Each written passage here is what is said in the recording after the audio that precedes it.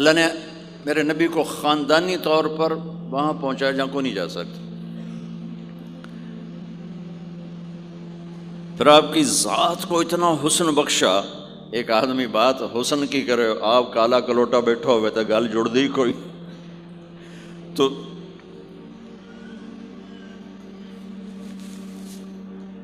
آپ تشریف لے جا رہے تھے ہجرت کر کے، تو راستے میں ایک رابغ ایک جگہ تھی، وہاں بھوک لگی، پیاس لگی، وہ کھانے کا سامان تھا نہیں، تو ایک بڑھیا عورت کا خیمہ دیکھا. وہاں پہنچے تو کہا ماں جی کچھ کھانے کو ملے گا؟ میں نے کہا بیٹا قحط کا زمانہ ہے، کچھ نہیں ہے. تو ایک مریل بکری کھڑی تھی، وہ بالکل چمڑت ہے، ہڈی. ہم نے کہا میں اس سے دودھ نکال لوں؟ ان کا بیٹا یہ تو بن بیاہی بکری ہے اور ماس اس کے اوپر نہیں ہے، یہ کیا دودھ دے گی؟ کہ آپ اجازت دو. ان کا لے لے. چونکہ غیر فطری کام ہو رہا تھا تو لہٰذا اس نے آپ کو غور سے دیکھا کہ یہ کون ہے جڑے ایو جی بکری جو دودھ کڈو ہے. لہٰذا آپ کیسے دیکھنے لگی. تو آپ نے بکری کو کھینچا اور اس کے تھنوں کو ہاتھ لگایا، وہ نیچے لٹک گئے اور ایک پورا ڈول دودھ سے بھر دیا. بکری سے یہ گلاس بھی نہیں بھرتا بکری کے دودھ سے، لیکن وہ پورا ڈول بھر دیا. اپنے تینوں ساتھیوں کو پلایا، پھر خود پیا. پھر دوبارہ دودھ نکال کے پورا ڈول بھر کے اس اماں کو دیا، چلے گئے. بکری کی عمر 7 سال ہوتی ہے، 7 سال تک زندہ رہتی ہے، ذبح نہ کریں مر جاتی. یہ بکری 22 برس زندہ رہی اللہ کے نبی کے ہاتھ لگنے کی برکت سے. 22 برس اس بکری نے عمر پائی.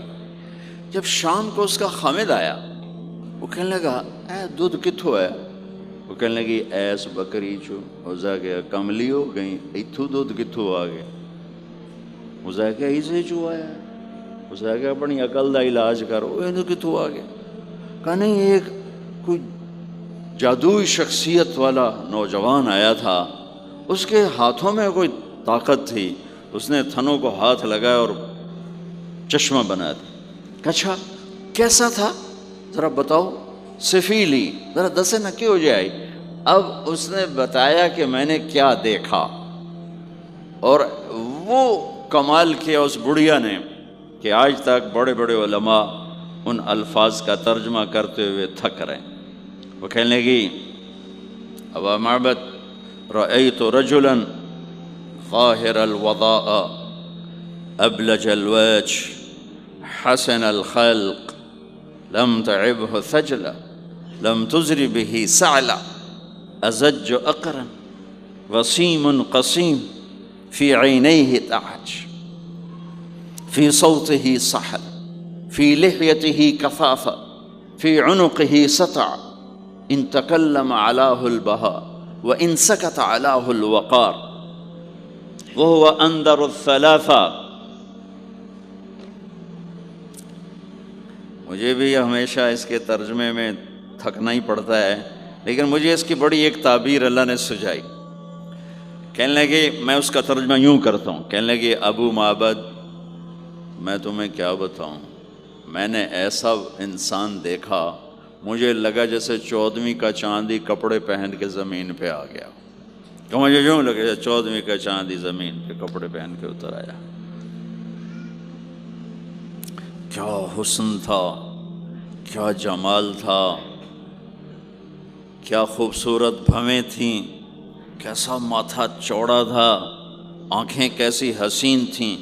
ادعج اشکل احور اہدب اکہل انجل ابرج.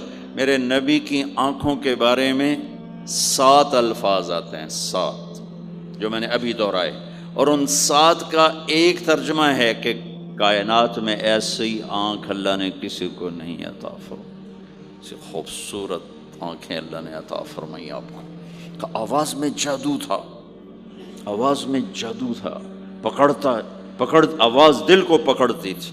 گردن لمبی خوبصورت تھی، چہرہ 14ویں کے چاند کی طرح چمکتا تھا، اور براق الثنایا دانت ایسے خوبصورت تھے، مسکراتے تھے تو دانتوں سے نور نکلتا دکھائی دیتا تھا، جب بولتے تھے تو نور چھا جاتا تھا، چپ ہوتے تھے وقار چھا جاتا تھا، خوبصورت سیاہ کالے بال تھے، نیم گھنگریالے بال تھے، پیٹ نہیں نکلا ہوا تھا، بال نہیں اڑے ہوئے تھے، سیدھا وجود تھا، سیدھا۔ کتنے ہمارے معاشرے کے لوگ ہیں، آپ سجے پاسے بیٹھے ہوں پیٹ کھبے پاسے گئے ہوں، پیٹ کھبے پاسے ہوں آپ سجے پاسے ہوں۔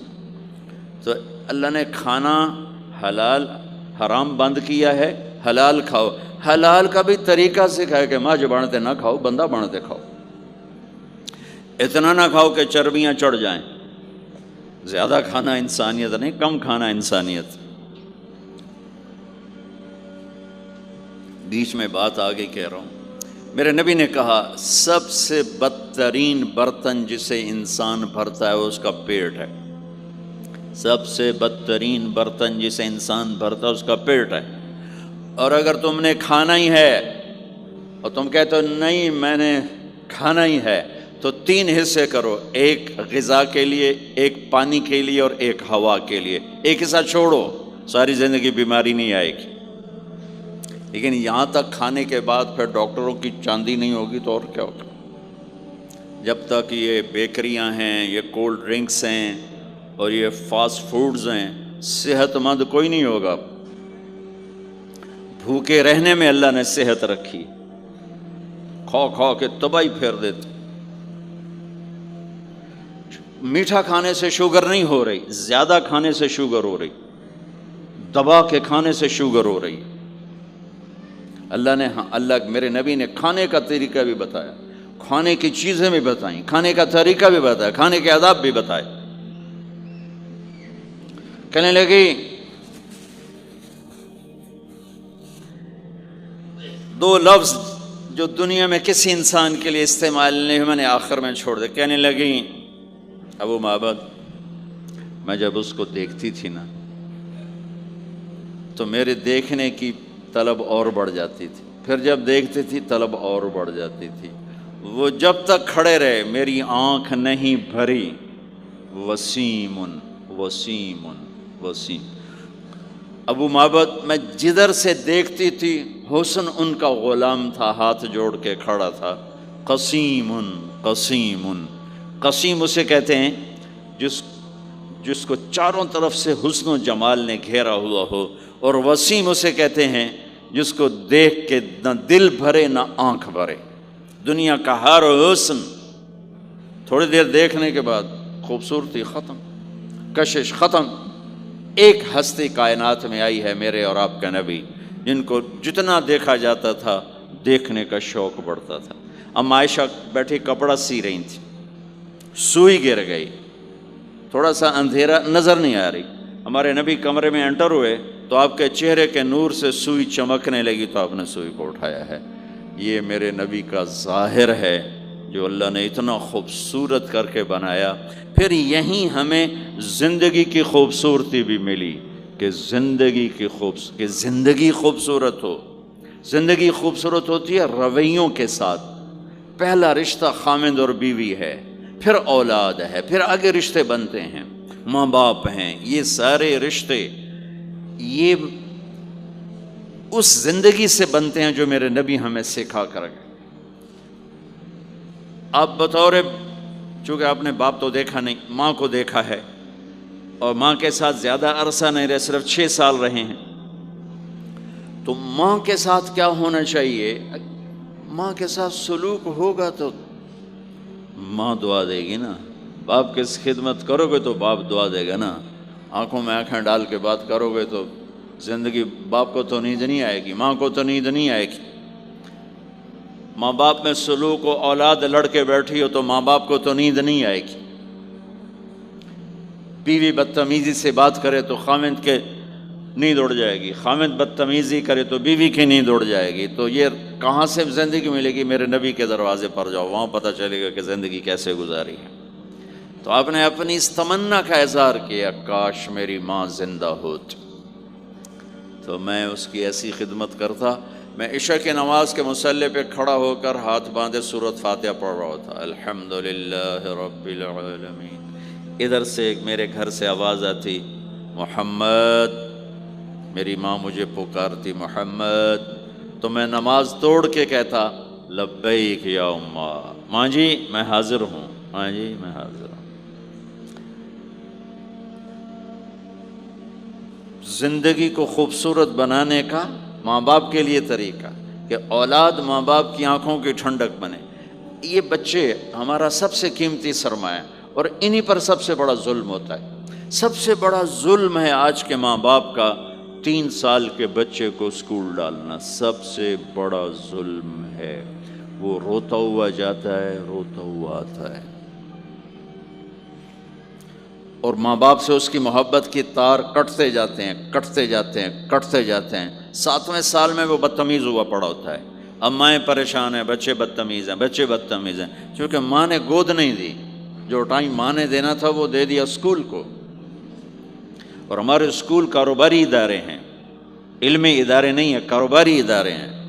میرے ملک کا یہ روگ ہے کہ یہاں کا وکیل بھی کاروباری ہے، یہاں کا ڈاکٹر بھی تاجر ہے، یہاں کا وکیل بھی تاجر ہے، یہاں کا جج بھی بک جاتا ہے، اور یہاں کا اسکول اور کالج بھی کاروبار ہے۔ 3 سال کا بچہ جب ماں باپ سے دور ہوتا ہے، روتا ہوا جاتا، روتا ہوا آتا، تو وہ ماں باپ سے دور ہو جاتا ہے، اس کے اندر نفرت پیدا ہونی شروع ہو جاتی۔ سر اٹھا، جو ہی وہ سر نکالتا ہے تو وہ ماں باپ کا نافرمان ہو جاتا ہے، بدتمیزی کرتا ہے، لڑتا ہے، جھگڑتا ہے، کیونکہ ماں اور باپ نے ٹائم نہیں دیا۔ اور پھر اس موبائل نے ہماری زندگی، گھر کی زندگی تباہ کر دی ہے کہ بچہ آ کر ماں سے بات کرتا ہے، ماں موبائل کو دیکھ کے بچے سے بات کر رہی ہوتی ہے، وہ باپ سے بات کرتا ہے، وہ اپنے موبائل میں اور بچے سے بات کرتا ہے۔ یہ اس بچے کی عزت کو ذبح کر دینے والی بات۔ آنکھ سے آنکھ ملانا عزت دینا ہے۔ میرے نبی پاک صلی اللہ تعالی علیہ وسلم کی طرف جب جب کوئی آپ کو بلاتا نا، یا رسول اللہ آپ سے، تو مثلا یہ ہماری مجلس ہے، ادھر بھی لوگ ہیں، ادھر بھی لوگ ہیں، اب مجھے کوئی ادھر سے بلائے تو میری تو اتنی گردن مڑے گی، کوئی ادھر سے بلائے میری اتنی گردن مڑے گی، لیکن میرے نبی پاک صلی اللہ علیہ وسلم کو ادھر سے جب کوئی آواز دیتا یا رسول اللہ، تو اب یوں نہیں کرتے تھے، ہاں جی دسو کی گل ہے، اب پورا یوں کرتے تھے ایسے۔ بولو میرے بھائی کیا بات، سبحان اللہ۔ آپ کو ادھر سے کوئی بلاتا یا رسول اللہ، تو اب ایسے نہیں کرتے تھے، ہاں جی بولو، اب پورا ایسے مڑ کر پھر فرماتے، جی فرمائیے کیا بات۔ اب عام لوگوں کے ساتھ یہ فرماتے تھے، ہم تو اپنی اولاد کے ساتھ یہ نہیں کرتے، بیوی خامند کے ساتھ یہ نہیں کرتے، خامند بیوی کے ساتھ یہ نہیں کرتے۔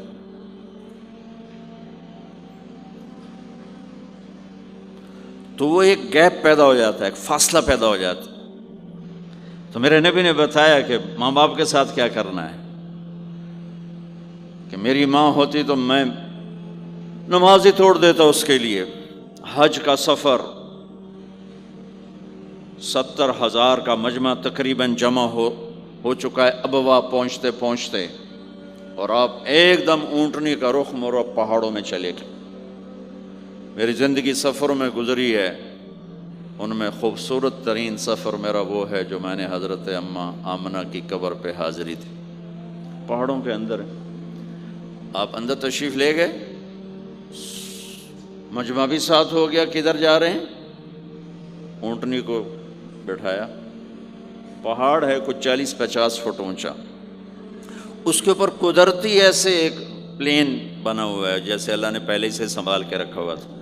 اب تو انہوں نے قبر کا نشان مٹا دیا ہے، تو ماں کی قبر کے سرہانے تشریف لے گئے اور گھٹنے اٹھائے،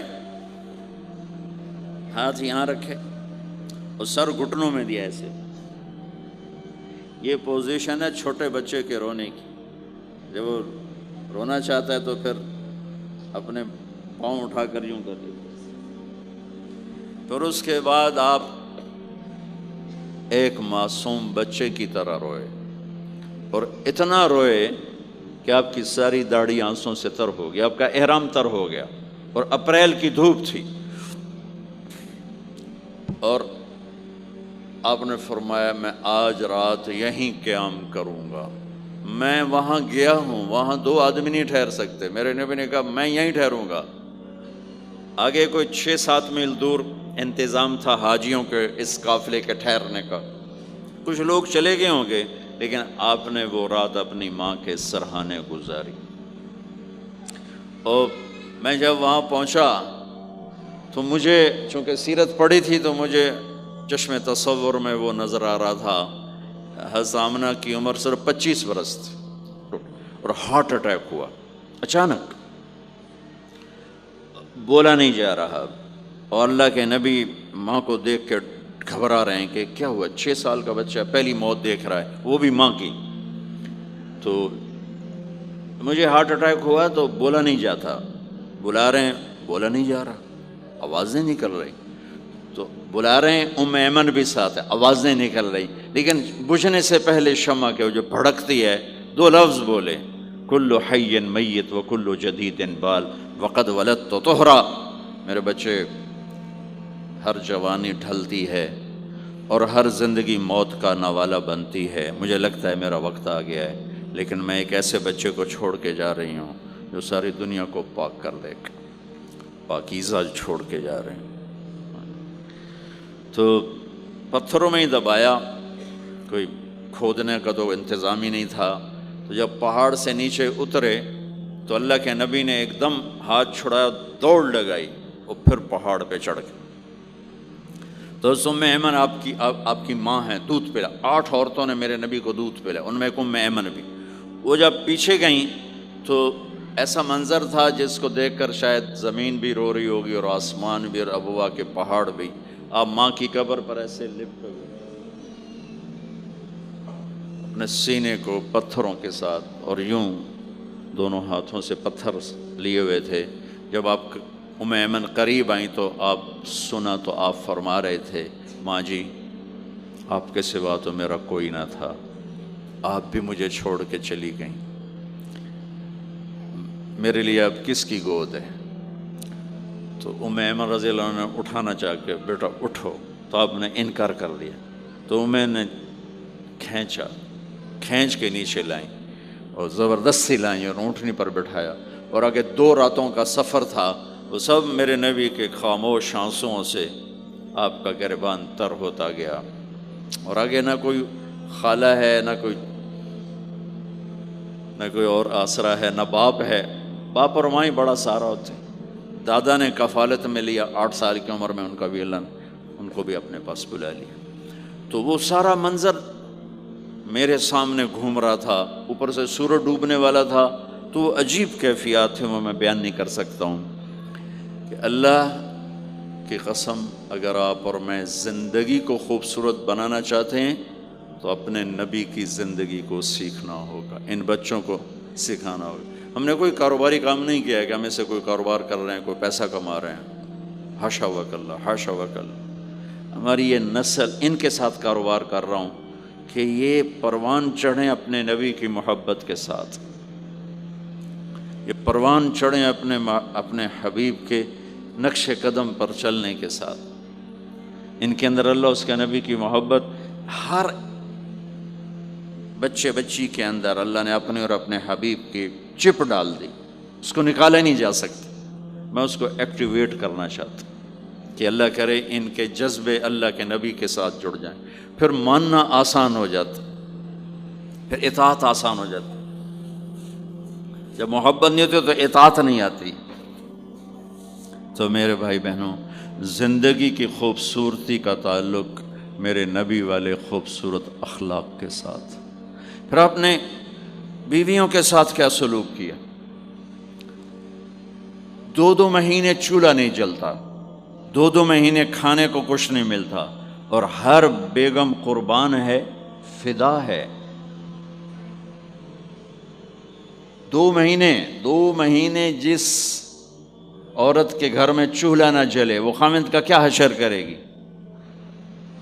اور میرے نبی کے گھر میں 2 مہینے چولہا نہیں جل رہا ہے، خود بھی بھوک برداشت کر رہے ہیں، بیگمات بھی بھوک برداشت کر رہی ہیں۔ ایک رات حضرت عائشہ کے ساتھ لیٹے ہوئے تھے ایک ہی چارپائی پر، تو آپ کبھی یوں کروڑ بدلتے کبھی یوں کروڑ بدلتے، پھر ایک دم آگے بڑھے اور چارپائی کی لکڑی کے اوپر ایسے پیٹ کو ٹیک کر نیچے جھک گئے۔ تو عائشہ اٹھ کے بیٹھ گئے، یا رسول اللہ کیا ہوا؟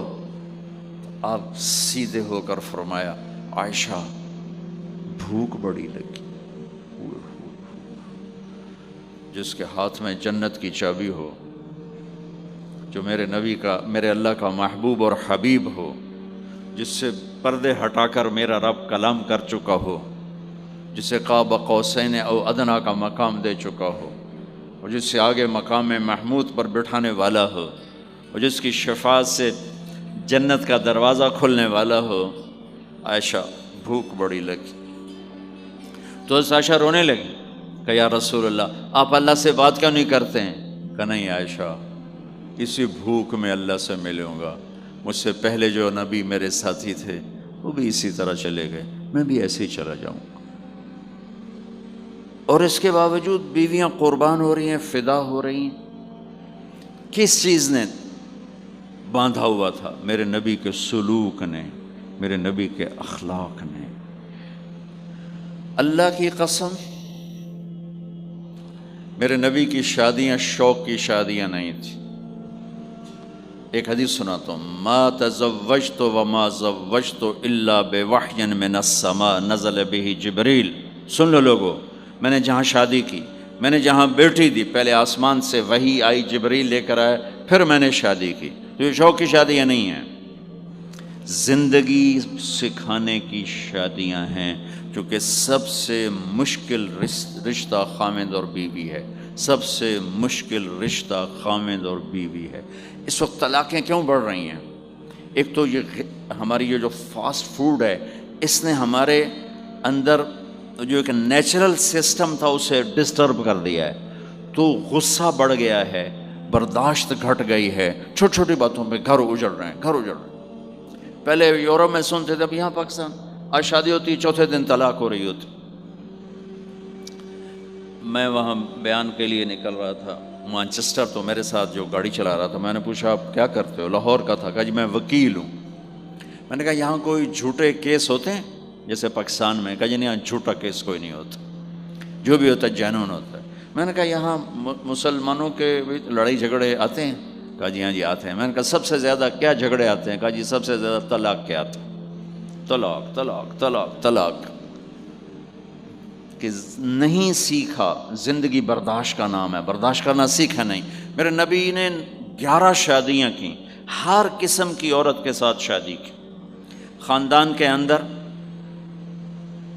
برادری کے اندر، اور خاندان برادری سے باہر۔ یہی 3 نسبتیں ہیں۔ اپنے خاندان میں قریش، تو آپ کی کئی بیگمات قریش، حضرت عائشہ، حضرت حفصہ، حضرت زینب، حضرت ام حبیبہ، یہ سب قریش ہیں۔ قریش سے باہر حضرت میمونہ، حضرت جویریہ، یہ قریش سے باہر ہے برادری۔ پھر برادری سے بھی باہر شادی کی، یہود، حضرت صفیہ یہودی کی بیٹی ہیں، ان کے ساتھ شادی کی۔ ہر نسل سے شادی کی، اوپر والے کا نظام ہے۔ اپنے سے مالدار حضرت خدیجہ، اپنے برابر ام سلمہ، ام حبیبہ، اپنے سے کم فخر میں جویریہ، صفیہ، اپنے سے غربت کے ساتھ نہیں، عمر سے بڑی کے ساتھ شادی کی حضرت خدیجہ، ہم عمر کے ساتھ شادی کی حضرت سودا، عمر سے کم سے شادی کی حضرت عائشہ، بیوہ سے شادی کی حضرت خدیجہ، مطلقہ سے شادی کی حضرت زینب، کماری سے شادی کی حضرت عائشہ۔ جتنی بھی نسبتیں کسی عورت کی بن سکتی ہیں، ان سب میں اللہ نے آپ کو استعمال کر کے زندگی گزارنے کا طریقہ سکھایا۔ تیز مزاج کے ساتھ شادی کی حضرت حفصہ رضی اللہ عنہ، مزاج میں تیزی تھی، حضرت عمر رضی اللہ تعالیٰ عنہ کی بیٹی، مزاج میں شدت تھی، زندگی گزار کے دکھایا۔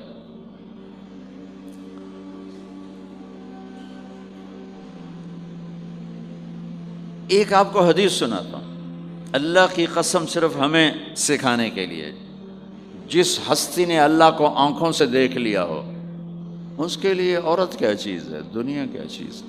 میرے نبی کا معراج کے بعد دنیا میں واپس آنا سب سے بڑا مجاہدہ اور قربانی ہے۔ جنت میں اللہ ہمیں نصیب کر، جب اللہ کا دیدار ہوگا تو اس کے بعد اللہ کی قسم جنت والوں کو جنت بھول جائے، عورتوں کو خامد بھول جائیں گے، خامدوں کو بیویاں بھول جائیں گی، اور جنت کی ہر نعمت بھول جائے گی، صرف اللہ کو دیکھنے میں گم ہو جائیں گے۔ اور میرے نبی اپنی آنکھوں سے اللہ کو دیکھ کر آئے ہیں۔ ٹھیک ہو گیا؟ اب ایک حدیث سنو کہ عائشہ مجھے جب سے پتہ چلا ہے نا کہ تو جنت میں میری بیوی ہے تو میرے لیے تو مرنا ہی آسان ہو گیا ہے۔ اللہ اکبر۔ یا عائش انہ لیہون علی ان اریتک زوجتی فی الجنہ، میرے رب کی قسم ہمیں آپ کو سمجھانے کے لیے، ہمیں آپ کو بتانے، عائشہ مجھے جب سے پتہ چلا ہے نا کہ تو جنت میں میری بیوی ہے، مجھے تو مرنا اچھا لگنے لگا ہے، مجھے تو مرنا اچھا لگنے لگا ہے کہ تو جنت میں میری بیوی ہے۔ سبحان اللہ۔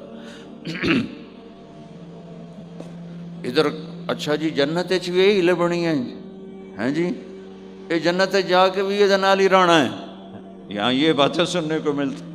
اور میرا نبی کہہ رہا ہے عائشہ مجھے پتہ چلا ہے کہ تو جنت میں میری بیوی ہے تو میرے لیے تو مرنا ہی آسان ہو گیا۔ سبحان اللہ، کیا خوبصورت، اللہ کی قسم یہ دلداری تھی۔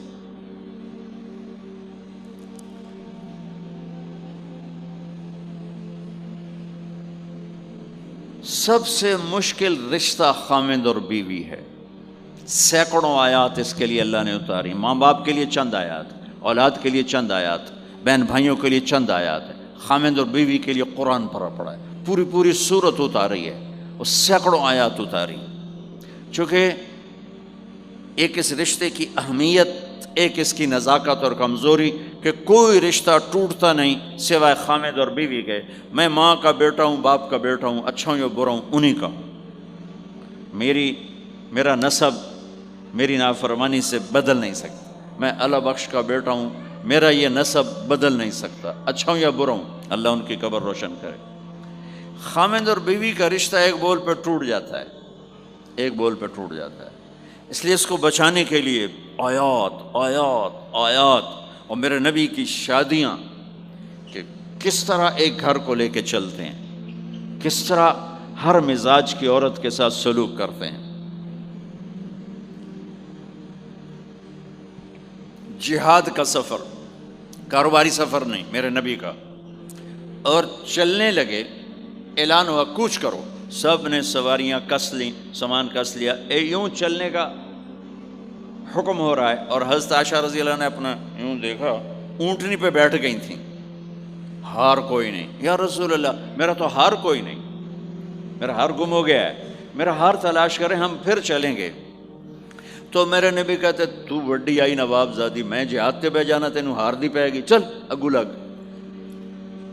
میرے نبی نے کہا چلو بھائی عائشہ کا ہار تلاش کرو۔ اللہ کی قسم میں جب یہ واقعات پڑھتا ہوں یا سناتا ہوں میں خود حیرت میں ڈوبا ہوتا ہوں کہ کیا کر دیا میرے نبی نے، جہاد کا سفر، اور میرے نبی کا ہار تلاش کرو بھائی، اب سارے ہار تلاش کر رہے ہیں۔ کچھ دن چھپ گیا اور ہار کی تلاش تو بند ہو گئی اور سفر بھی بند، چونکہ اندھیرے میں کہاں جائیں گے، اور آپ کے ماتھے پہ شکن، عائشہ تیری وجہ سے ساری مصیبت ہے، اللہ دے بندی تو ہار دے مگر پہ گئی، کیڑی گل ہے ہار دی، ایک لفظ نہیں فرمایا۔ سارے قافلے نے قیام کیا، عشاء تک تو پانی تھا، وضو کا پانی ختم ہو گیا، عشاء مغرب عشاء پڑی اکٹھی تو پانی ختم ہو گیا۔ اب پانی ختم ہو گیا تو فجر کی نماز آ رہی ہے، پانی کوئی نہیں ہے، تو سارے صحابہ نے ابو بکر پہ چڑھائی کی، ویکھے تیری دھی تے مگر ساڑے نال کی بنی، ہن اسی نماز کیویں پڑھنی ہے، پانی تو ہے نہیں تے وضو کیویں کرنا ہے۔ ابو بکر کو غصہ چڑھا، اس ایک دم، وہ تو باپ تھے، وہ گھس گئے خیمے میں۔ آگے دیکھا تو اللہ کے نبی اماں عائشہ کی گود میں سر رکھ کے سوئے ہوئے تھے، اور اماں جی ایسے بیٹھی تھی، آپ کو سارا دیکھ رہی ہوں۔ اب بولیں تو خطرہ ہے آنکھ کھل جائے گی، اور غصہ بھی چڑھا ہوا ہے، باپ بھی ہیں، تو اب مجھے دیکھو کیا کر رہے تھے۔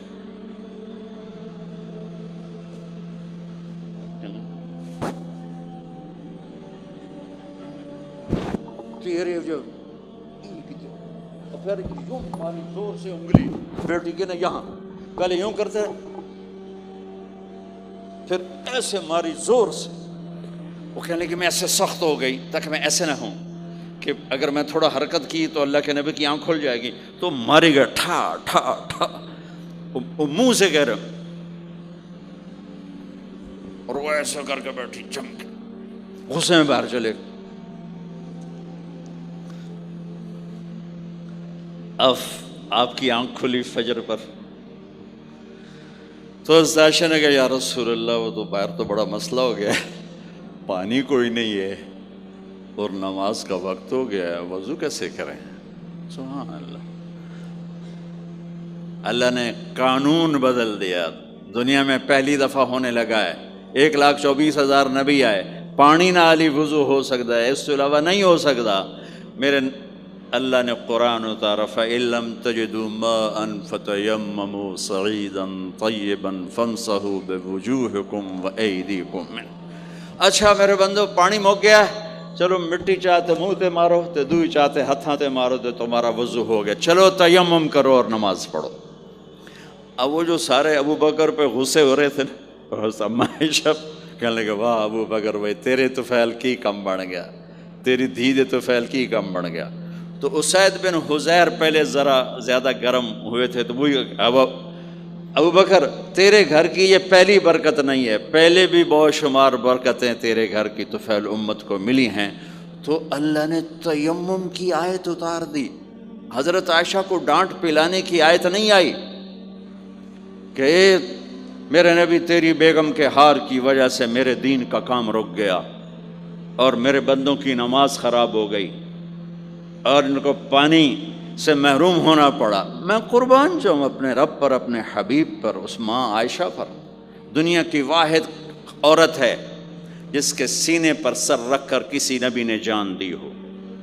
1,24,000 نبیوں میں سے کوئی نہیں ہے جس کا سر بیگم کے سینے اور ٹھوڑی کے درمیان ہو اور اس کی جان اللہ نے نکالی ہو۔ واحد میرے آپ کے مات فی سحری و نحری، سحری و نحری، سحری و، کہ میرے چونکہ آپ ایسے بیٹھے تھی اور حبیب پاک آپ کے سینے پر یوں دراز تھے، نیم دراز اس طرح، اور آپ کا سر مبارک ٹھوڑی کے ساتھ لگ رہا تھا، ٹھوڑی کے ساتھ یہ جگہ یہاں لگ رہی تھی اور باقی یہاں تھی، آپ اس طرح۔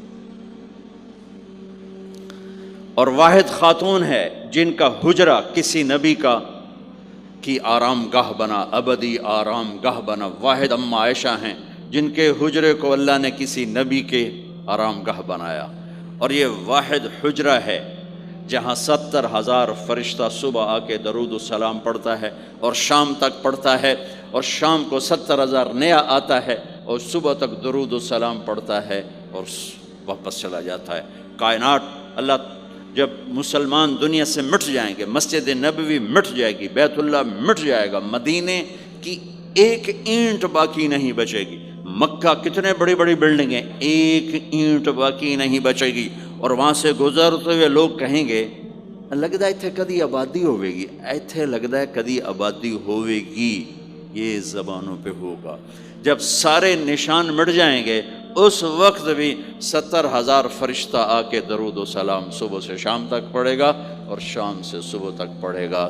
یہ واحد میں خاتون ہیں عائشہ بنت ابی بکر جن کو اللہ نے یہ عزت بخشی، اور یہ واحد خاتون ہیں جب ان کے اوپر تہمت لگی، حضرت یوسف علیہ السلام پہ تہمت لگی تو بچے نے گواہی دی، حضرت مریم پہ تہمت لگی بیٹے نے گواہی دی، اور اماں عائشہ پہ تہمت لگی تو اللہ نے گواہی دی کہ میں گواہ ہوں، اللہ گواہ بن کے آئے۔ تو اللہ نے کہا تیمم کرو بھائی. سارے خوش ہو گئے، سارے خوش ہو گئے. تو حضرت عائشہ نے کہا یا رسول اللہ اب میرا ہار چھوڑ دیں، اب چلیں. تب آپ نے کہا چلو بھائی کوچ کرو. اس سے زیادہ کوئی دلداری کا واقعہ پیش کر سکتا ہے؟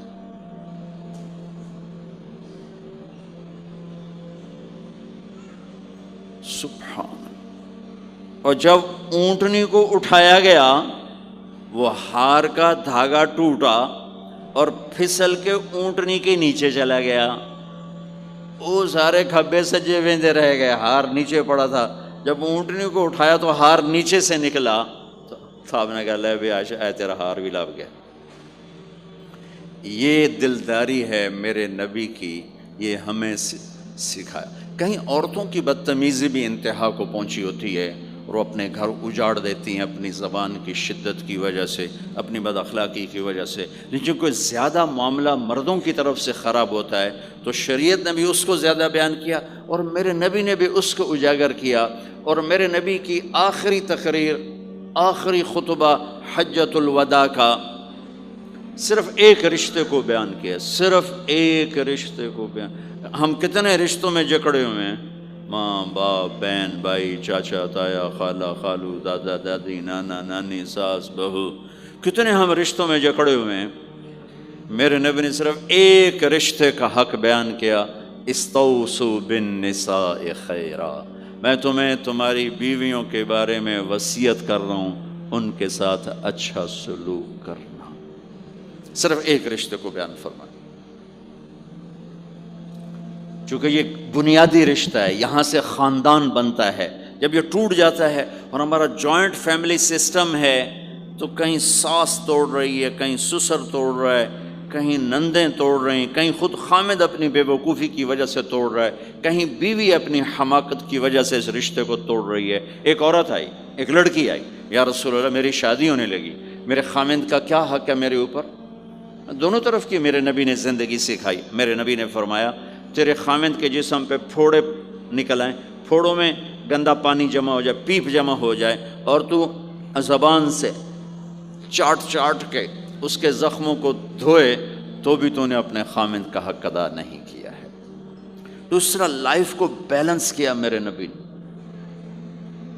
کہ ایک گھر کیسے چلتا ہے، وہ کس طرح خوبصورت بنتا ہے، وہ میرے نبی کے اخلاق ہیں. آپ سب سے ایک بات کرتا ہوں، برداشت کرنا سیکھ لیں، زندگی خوبصورت ہو جائے. صرف سارے اخلاق کو میں جمع کروں ایک لفظ میں، برداشت، اور اس کو شریعت میں صبر. صبر کرنا سیکھ لیں، زندگی خوبصورت ہو جائے گی. بچیاں ساس کی شکایت کر رہی ہوتی ہیں، کبھی خامند کی شکایت کر رہی ہوتی ہیں، کبھی اولاد ماں باپ کی شکایت کر رہی ہوتی ہے، کبھی اولاد ماں باپ کی شکایت کر رہے ہوتے ہیں. شکایتوں سے جہان بھرا پڑا ہے. آپ شکایتوں کو دفن کر کے ہونٹ سی لیں. صبر، آہ نہ کر لبوں کو سی، عشق ہے دل لگی نہیں، سینے پہ تیر کھائے جا، آگے قدم بڑھائے جا، یعنی زبان حال سے کہہ دے کہ ہاں ستائے جا. جو ستاتا ہے چپ ہو جاؤ، جو ستاتا ہے چپ ہو جاؤ. اللہ کی قسم آپ ایسی طاقت بنو گے کہ پہاڑ بھی راستہ دیں گے. صبر انسان کی سب سے بڑی طاقت، صبر انسان کی سب سے بڑی طاقت ہے. صبر انسان کی سب سے بڑی طاقت، الٹا کے رکھ دیتی ہے چیزوں کو. چپ رہنا سیکھ، خاموش رہنا سیکھ، درگزر کرنا سیکھ، تو آپ دیکھیں گے آپ کی زندگی میں کتنا حسن آتا ہے، کتنی زندگی میں مٹھاس پیدا ہوتی ہے. غصہ نکال دینا وقتی ایک راحت ہوتی ہے، اور پھر شرمندگی اور ندامت کے سوا کچھ نہیں ہوتا. اور پی جانا، سہ جانا، یہ آپ کو ایک عظیم و شان ہستی بنا دے گا. آپ کی دعائیں عرش سے جا ٹکرائیں گی. چپ رہنا ان بچوں کو سکھائیں، خاص طور پر اپنی بیٹیوں کو چپ رہنا سکھائیں. کہ میں دکھ سے کہتا ہوں، میرے دیس کا سسرالی معاشرہ ظالم ہے، ظالم ہے، ظالم ہے۔ اس میں نہ کوئی نمازی کی قید ہے، نہ بے نمازی کی، نہ دیندار کی، نہ بے دین کی، نہ کسی پردے والے گھر کی، نہ بے پرد گھر کی۔ سسرالی معاشرہ بہت ظالم ہے، بہت ظالم۔ جوائنٹ فیملی سسٹم عذاب بن چکا ہے، عذاب۔ پہلے ایک رحمت تھی یہ کہ سب کو اپنے حقوق حدود کا پتہ تھا، اب کسی کی زندگی میں دخل دینا یہ ہمارے اخلاق بن چکے ہیں، تو ہم اپنی زندگیوں کو خراب کر چکے، برباد کر چکے۔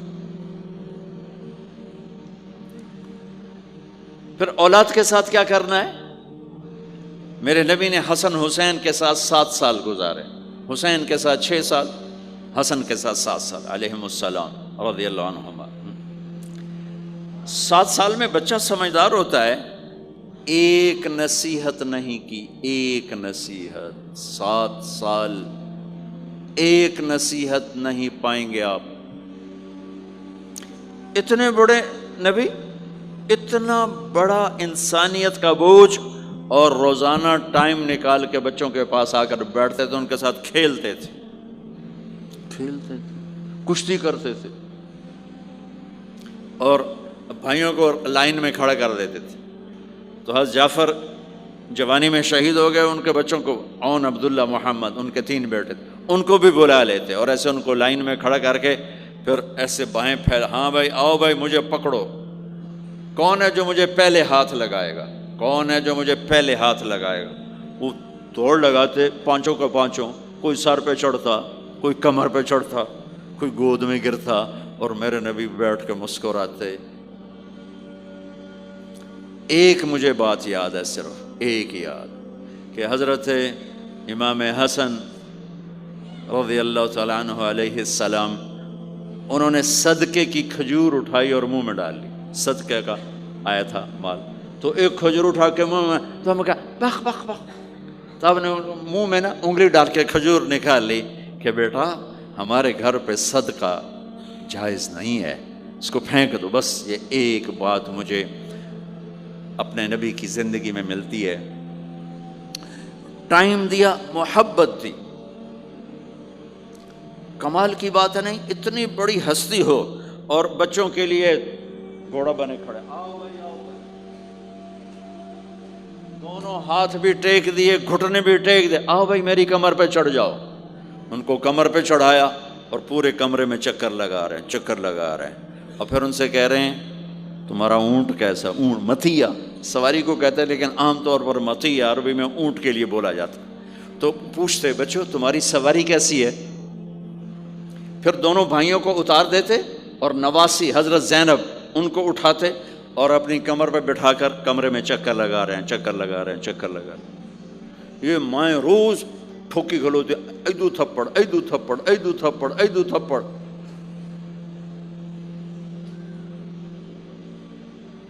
ساری مائیں سکول ماسٹر بنی ہوئی ہیں، بس ٹھوکی جاؤ، ڈنڈے ماری جاؤ، بس ایسی بے وقوف ہیں کہ جتنی محنت یہ کھانے پر کرتے، اپنے کپڑے کو سجانے پر کرتے، اس کا 100واں حصہ بچوں پہ کریں، ان کے بچے جنید بغدادی بن جائیں۔ ایک سکول کے حوالے کیا 3 سال کی عمر، پھر ٹیوٹر کے آتے، ٹیوٹر کے حوالے، اکیڈمیوں کے حوالے، پوچھو تو پوتر ان کے روبوٹ ان کدی یہیں بھجے جاندے، کدی یہیں بھجے جاندے، کدی یہیں بھجے جاندے۔ اے آیا کہ بی آیا؟ اے بی سانو آپ برباد کیتا ہے۔ آہا، اور سنو، چلو یہ تو گھر کی بات ہے نا۔ ایک دفعہ حسن حسین کی کشتی کرواتے تھے، آؤ بھائی کشتی کرو بھائی۔ ایک دن کا واقعہ نہیں، یہ آئے دن کا واقعہ ہے، لیکن ایک واقعہ کہ حسن حسین کی کشتی ہو رہی، حسین چھوٹے تھے، حسن بڑے تھے، تو حسن دبا رہے ہوں گے حسین کو، تو آپ حضرت حسین کو شاباش شاباش حسین، ای ہے حسین، ای حسین، یعنی حسین زور لا، حسین زور لا، شاباش شاباش۔ اماں بول پڑی فاطمہ جنت کی سردار، یا رسول اللہ آپ ساری شاباش حسین کو دیے جا رہے ہیں، حسن کو نہیں دے رہے۔ ہم نے کہا فاطمہ یہ جبریل میرے پاس کھڑا ہوا ہے، یہ بھی حسین کو شاباش دے رہا ہے، تو اس کے پیچھے میں بھی حسین کو شاباش دے رہا۔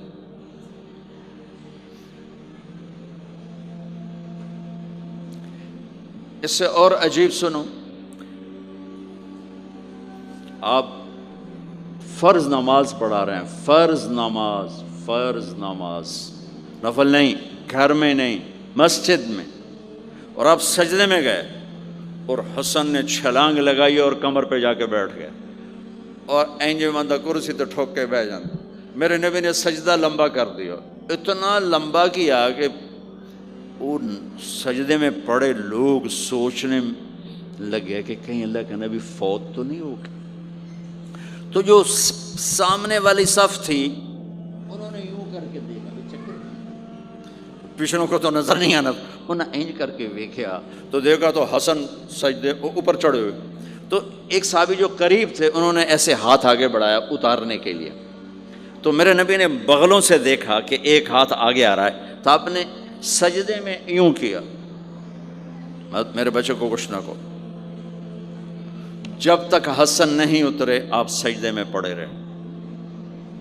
اور ایک اور تماشا ہوتا تھا، چونکہ اب نماز لمبی پڑھاتے تھے، لمبی ہوتی تھی نماز، تو آپ ذرا پاؤں کا فاصلہ ہے تو حسن ادھر بیٹھتے حسین ادھر بیٹھتے. نماز میں میرے رب کی قسم سنا رہا ہوں، اب یہ دونوں کی آپس میں نا وہ شروع ہو جاتی، وہ ادھر وہ ادھر، پہلے حسن پار کرتے تو حسین ادھر آ جاتے، پھر حسین ادھر جاتے تو حسن یوں آ جاتے.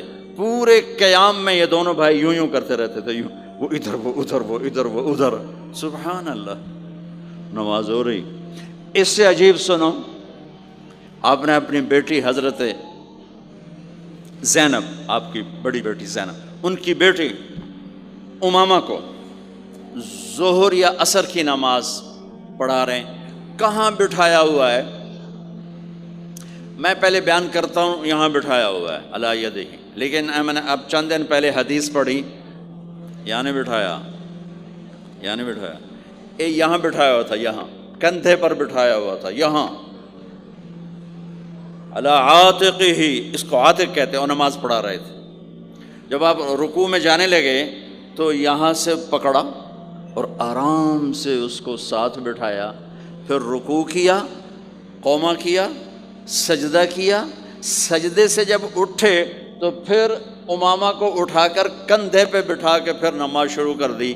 4 رکعتاں میرے نبی انج پڑھائیاں کہ نواسی یہاں بیٹھی ہوئی ہے صرف زندگی سکھانے کے لیے، صرف زندگی سکھانے کے لیے. بچوں کو پیار اتنا دو کہ وہ آپ پہ قربان ہوں. ڈنڈا، سوٹا، تھپڑ، بدتمیزی، ڈانٹ ڈپٹ، یہ دوریاں پیدا کر دیتی. بہت چھوٹی عمر میں نے سگریٹ پینے شروع کر دی، کچھ 7-8 سال کی عمر میں نے سگریٹ پینے شروع کر دی. گاؤں میں تھے تو کوئی ماحول تو تھا نہیں، تو گھر والوں کو پتہ چل گیا.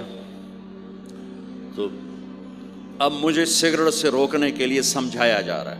جی کیسے سمجھایا جا رہا ہے؟ میری ماں نے میرا منہ کھولا نہیں کر کے، تو میرے ماسی نے چمٹا نپے تے وچ انگارا ہے تو این کرو، ٹھوکاں تیرے منہ وچ، ٹھوکاں تیرے منہ وچ. یہ مجھے سگریٹ سے روکا جا رہا. جی مجھے منظر نہیں بھولتا، میری ماں نے دونوں ہاتھوں سے میرے جبڑے یوں کھینچے اور میری ماسی نے انگارا چمٹے میں ڈال کر، پاما تیرے منہ وچ، پاما تیرے منہ وچ، پینے گا سگریٹ؟ او میں نہیں پیندا، او میں نہیں پیندا. ٹھیک، باہر نکل کر میں نے پہلا کام سگریٹ سلگایا، اور میرے چھوٹے بھائی نے دیکھ لیا میری مصیبت. تیر میاں، وہ مجھ سے بھی 2 سال چھوٹا، 5 سال تھا، میں 7 سال اور 5 سال. میں کہتا میری شکایت لاوے گا، میں کہا تلی دیا، میں نے سگریٹ اس کے منہ میں لگا، تو بھی پی، میں بھی پینا، تاکہ میری شکایت نہ لگائے.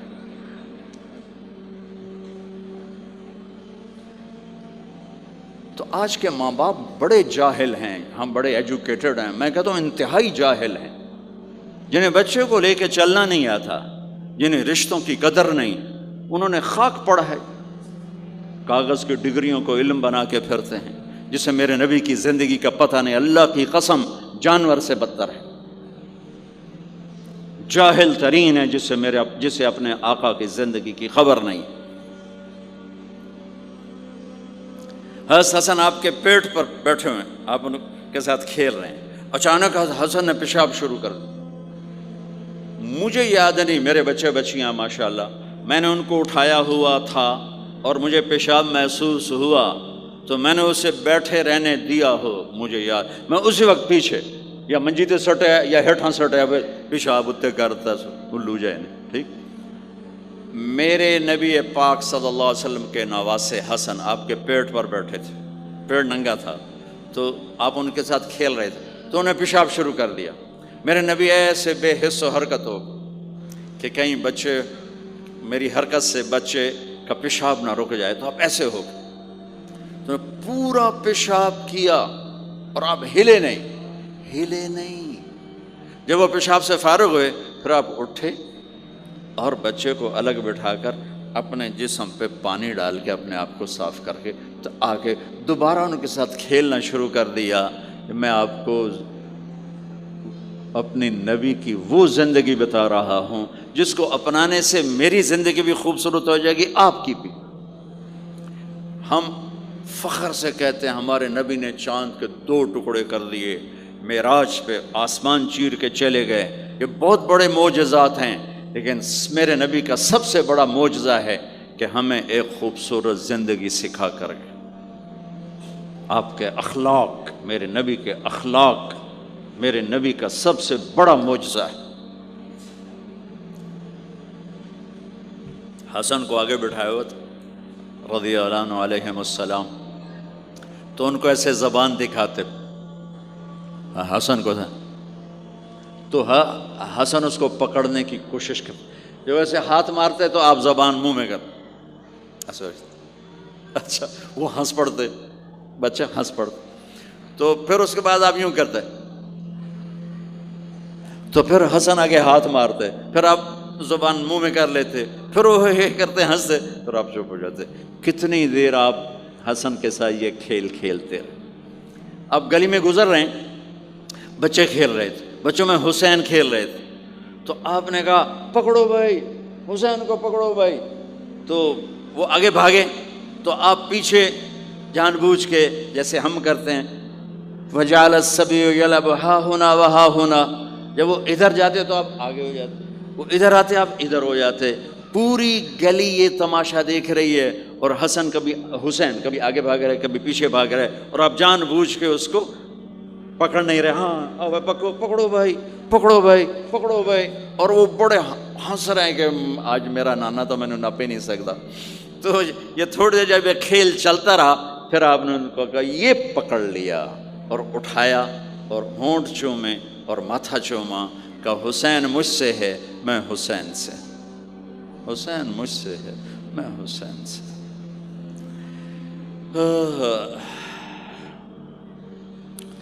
میرے بھائی بہنوں عزیزو، اسلام میں تو خوبصورت زندگی سکھاتا ہے، وہی ہم نے بھلا دیا۔